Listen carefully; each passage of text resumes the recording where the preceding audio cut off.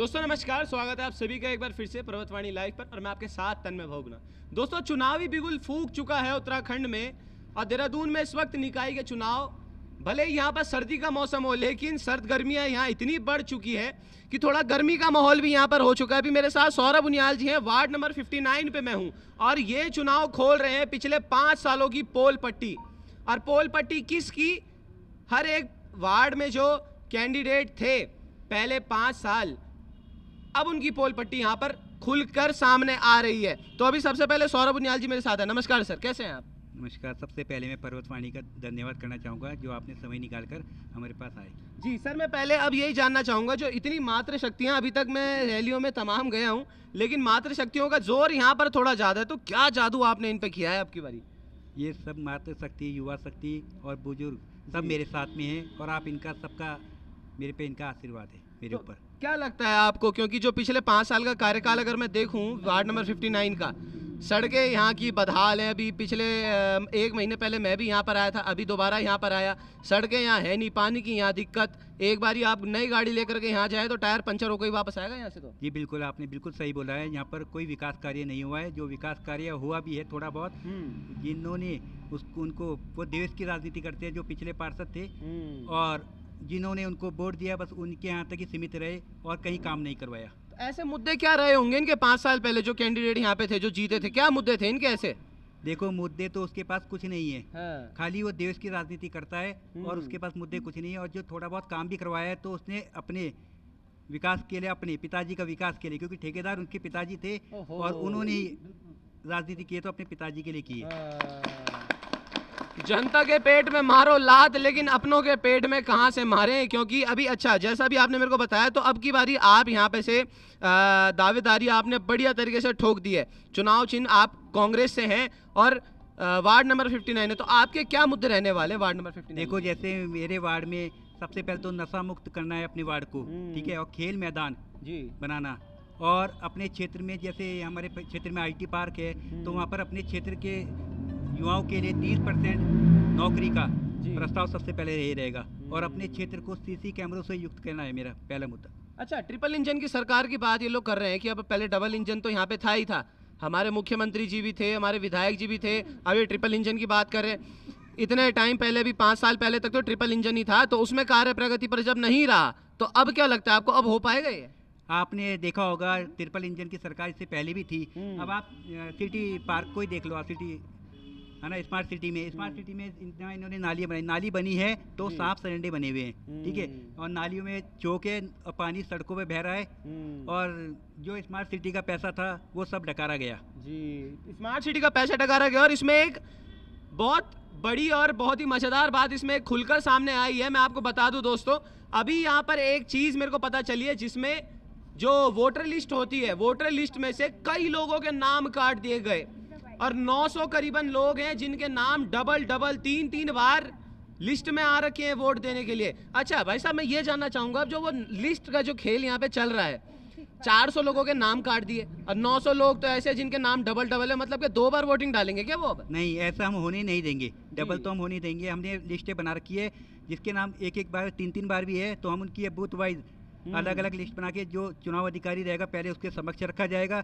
अगर उसने वोट डालेगा तो उसको काट दिया जाएगा, उसके बाद हम दोबारा उसको वोटिंग नहीं करने देंगे। चलिए, अब मैंने आपको कैंडिडेट सीधे थे उनसे सीधा बात कराई, अब जो यहाँ पर लोग हैं मैं तमाम कार्यकर्ताओं से भी बातचीत करूंगा। नमस्कार भाई साहब, क्या नाम है आपका?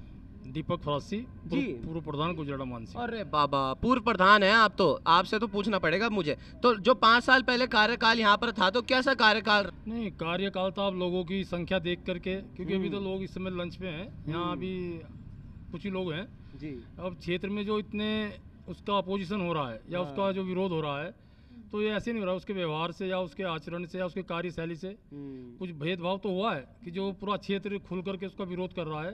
अगर सही उनकी रणनीति होती तो शायद पूरा क्षेत्र इनका विरोध नहीं करता। और अब एक भाई साहब मेरे साथ मौजूद है। नमस्कार सर, क्या नाम है? अजय उनियाल जी। उनियाल जी, मैं आपसे ये जानना चाहूंगा, जो ये जो धांधलेबाजी सामने खुल के आ रही है, क्योंकि अभी पूरी तरीके से खुल के नहीं आई है, ये धीरे धीरे ही पता चल रही है, तो क्या धांधली है वो जो ये वोटर लिस्ट वाला जो खेल पूरा का पूरा यहाँ चल रहा है? सर, वोटर लिस्ट में आप ये लगाएं कि लगभग 350-400 वोट तो कटे हुए हैं, जो क्लियर बिल्कुल साफ आ गया पकड़ाई में, और लगभग 942 वोट के आसपास ऐसे हैं जो डबल हैं। वो आपत्ति हमने की, मेरे नाम से वो आपत्ति है, और डांडे के प्रधान जी मनोज गोदियाल जी के नाम से उस पर जांच चल रही है। BLO की भी जांच चल रही है पिछले 3 दिन से, बल्कि अभी शाम को फिर DM साहब से टाइम लिया हुआ है मिलने के लिए कि ये नाम चढ़ रहे हैं या नहीं चढ़ रहे हैं।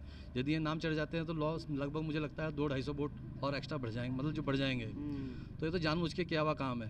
अगर आप ये मान के चले ना कि मेरे परिवार से मान लिया एक का छूट गया, मेरा छूट गया, तो मान सकते हैं, लेकिन आप परिवार किसी के 12 आदमी, किसी के 7 आदमी, किसी के 15 आदमी, साफ ये तो निश्चित है। वार्ड एक्चुअली 2 भाग में कर दिया, शहरीकरण और ग्रामीण को छोड़ दिया, शहरीकरण पे ध्यान दिया जा रहा है। शहरी में भी कहाँ शहरीकरण हुआ? तो नहीं ना, अब उन्होंने तो अपनी मानसिकता यही बनाई कि शहरीकरण पे जोड़ दूंगा तो काम निकल जाएगा।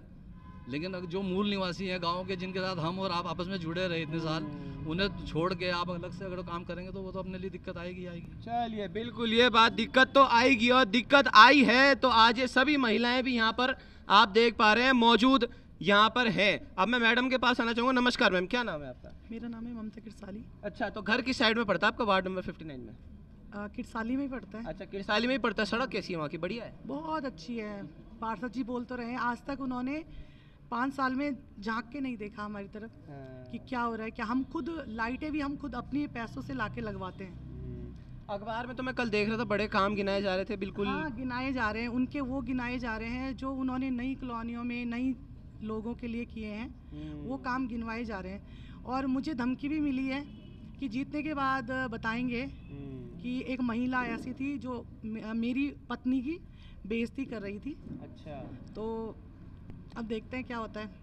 चलिए, रणभूमि में उतरे हैं तो धमकियां तो मिलनी लाजमी है, अब धमकियां भी मिलेगी और तमाम बातचीत भी होगी। अब नमस्कार मैडम, क्या नाम है आपका? विनी रावत जी, रावत जी।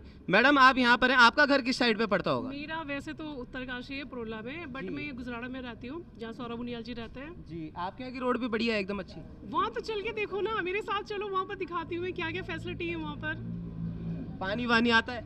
पानी आता है, बरसात में काफी पानी भर जाता है। तो पानी की फिर दिक्कत ही क्या है? उधर तो पानी तो आ ही रहा है। तो सड़कों में आता है, नाली ब्लॉक हो जाती है। पार्षद जी को नहीं बोला आपने कि क्या सड़क है यहाँ? मैंने तब देखा था जब उनका इलेक्शन हुआ था 5 साल पहले। उसके बाद मैंने नहीं देखा। अगर वो गाड़ी से आते जाते होंगे तो आते होंगे, बट पर्सनली वो रोड पे नहीं चले, तब उनके लिए क्या बोल सकते हैं? क्षेत्र में कोई काम नहीं और किया, उन्होंने ना कुछ कोई भी काम लाइटें नहीं हैं, करा ना कुछ है। और रात बिरात बच्चे ड्यूटी से आते हैं, कहीं खंबे, कहीं लाइटें नहीं है, कहीं CC कैमरे नहीं है।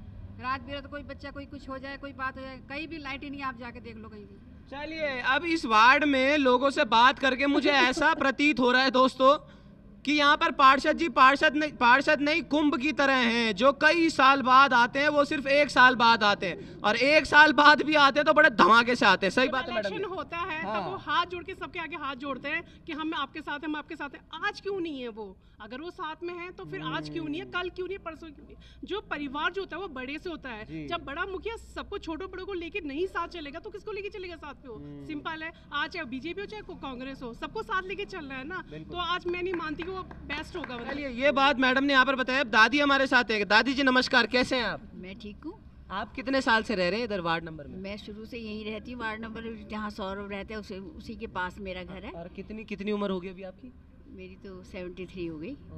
मतलब 5 साल का कार्यकाल तो आपने पता नहीं कितनी बार देख लिया होगा। हाँ, बहुत बार देखा, लेकिन जो पहले था वो बंसल हमने आज तक शक्ल ही नहीं देखी उसकी। आपने भी नहीं देखी 70 साल के होने के बाद? नहीं, बिल्कुल नहीं देखी, आज तक नहीं देखी। हाँ, वोट मांगने तो आ जाएगी हाथ जोड़ के, लेकिन काम तो हमारे कोई नहीं करा। पूरी हमारी गली में कूड़ा पड़ा रहता है। और जो सौरभ उनियाल है वो बिना गद्दी में, बिना उसके बैठे हुए जॉब में, वो अभी भी इतना काम कर रहा है कि हर की परेशानी सुन रहा है। अच्छा, लेकिन हम उसकी तरफ जाएंगे ना, वो तो कभी हमारी परेशानी नहीं सुनता, हम कैसे जा सकते हैं उसकी तरफ? चलिए, ये बातचीत मैं आपको दिखा रहा हूँ, और 5 साल बाद आपको भी ऐसे खड़े होकर अपनी दिक्कतें किसी को बताने का मौका ना मिले, इसलिए जो इस साल का जो वोट है वो थोड़ा सोच समझ कर दीजिएगा। ये बात आपके ऊपर है। नमस्कार मैडम, क्या नाम है आपका? राधिका उनियाल है मेरा नाम। अच्छा, तो आप भी उधर ही वार्ड नंबर 59 में ही रहते हैं? हाँ जी, मैं वार्ड नंबर 59 में ही रहती हूँ। मैं सौरभ उनियाल जी की धर्मपत्नी हूँ। जी, अच्छा, चलिए, तब तो मैं आप इसे पूछूंगा सबसे पहला सवाल, आपके घर के आगे जो रोड है, अच्छी रोड है या मतलब ठीक ठाक रोड है? अब उसका व्याख्यान मैं क्या करूं? अगर आप समक्ष होते वहाँ पे तो आप देखते जैसे हमारे अंदर जाने के लिए है तो इतना बड़ा गड्ढा मुंह के आगे। तो वो उन्होंने ही तो खोद के दिया होगा कि क्या पता रात को निकलेगा ढप उसी के अंदर बैठ गया। ये हो सकता है, तभी मेरे को लग रहा है उनियाल जी बोल रहे हैं कि CCTV कैमरे लगवाता हूँ भाई, कहीं कोई एक आध गिरा हुआ होगा तो हम पकड़ लेंगे। कहीं आप ही का नाम ना लगा दे, लो जी फिर टिकट भी कट गया। नहीं, ऐसा कुछ नहीं है।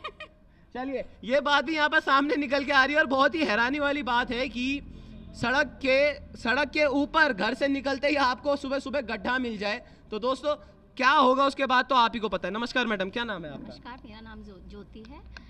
आपका बहुत बहुत धन्यवाद जी। हाँ जी। तो आपके यहाँ भी सड़क ऐसी है ठीक ठाक? रात को डर नहीं लगता बच्चे आते हैं अंधेरे में? देखिए, सड़क तो कुछ हिस्सों में ठीक है, हाँ। जहाँ उनके वोटर हैं, उनकी फैमिली रहती है, वहाँ ठीक है। बाकी कुछ हिस्सों में सड़क टूटी है, जैसी आज से 5 साल पहले थी वैसी ही वहाँ की अभी भी दुर्दशा है। बहुत बहुत आपका। हिमांशु भाई हमारे साथ है, आप थोड़ा आगे आ जाएं। हिमांशु भाई नमस्कार, कैसे हैं आप? नमस्कार। सबसे पहले तन्मय भाई मैं आपका स्वागत करूंगा पर्वतवाणी पे कि आप यहाँ पर एक बार फिर से पहुँचे हैं और उसके लिए बहुत बहुत धन्यवाद। आप एक सच्ची न्यूज़ रिपोर्टर है जो बिना बुलाए आज यहाँ पर हमें सरप्राइज दिया और यहाँ पर पहुँच गए, उसके लिए बहुत बहुत धन्यवाद हाथ जोड़ के आपका। जी हिमांशु भाई, मैं सबसे पहले ये जानना चाहूँगा, जो बातचीत मेरे को यहाँ से निकल के सामने आ रही है, दादी जी ने बताया कि मेरे को तो आज तक पार्षद यहाँ दिखे नहीं, मैडम ने बताया मेरे यहाँ की सड़क नहीं है, दूसरी मैडम ने बताया सड़क के सामने घर के आगे ही गड्ढा है, तो ये बातें सारी सच हैं क्या? बिल्कुल, मैं आपको बताना चाहूँगा, मैं निवासी हूँ काला गांव का। हाँ। जहाँ पर आपने पिछली बार रिपोर्टिंग भी की थी, तो काला गांव में मैं खुद उसका प्रमाण हूँ, मैं यहाँ पर स्थायी निवासी हूँ। आप मेरे गांव की सड़कें अगर आप चलेंगे मेरे साथ, तो उस पर भी जैसे मेरी मातृशक्ति जो भी यहाँ पर हैं वो बता रही थी कि गड्ढे हैं, तो हमारे एक ताऊ जी हैं, उनके घर के पास भी एक बहुत बड़ा गड्ढा है जिसमें मेरी बाइक का टायर आगे का फंसा था, पर वो किसी कारणवश हमने मट्टी लाके उसे भर दिया था। तो ये थोड़ी सी प्रॉब्लम तो है, मतलब मेन गांव की जो रोडें हैं वो आप ये किसी को दिखाने की जरूरत नहीं है, आप खुद प्रमाण ले सकते हैं जाके, थोड़ा सा रोडों में तो प्रॉब्लम है वहाँ पर। धन्यवाद आपका। और ये तमाम बातचीत इस वक्त मैंने आपको वार्ड नंबर 59 से दिखाई है, जहाँ पर सौरभ उनियाल जी कैंडिडेट हैं, यहाँ पर कांग्रेस से प्रत्याशी हैं और दावेदारी अपनी इतनी मजबूत तरीके से भरी है कि ये सभी लोग, सभी महिलाएं आज इनके पीछे खड़ी हो। दोस्तों यकीन मानिए, उत्तराखंड का इतिहास है, इस राज्य को बनाने से लेकर चाहे इस राज्य की मजबूत ढाल बनकर सभी अत्याचारों से लड़ने तक महिलाओं का यहाँ पर अहम योगदान रहा है और महिलाओं का योगदान मुझे आज उनियाल जी के साथ भी यहाँ पर दिख रहा है। तो दोस्तों अभी के लिए बस इतना ही, तब तक आप बने रहे मेरे साथ और देखते रहिए पर्वतवाणी लाइव। धन्यवाद।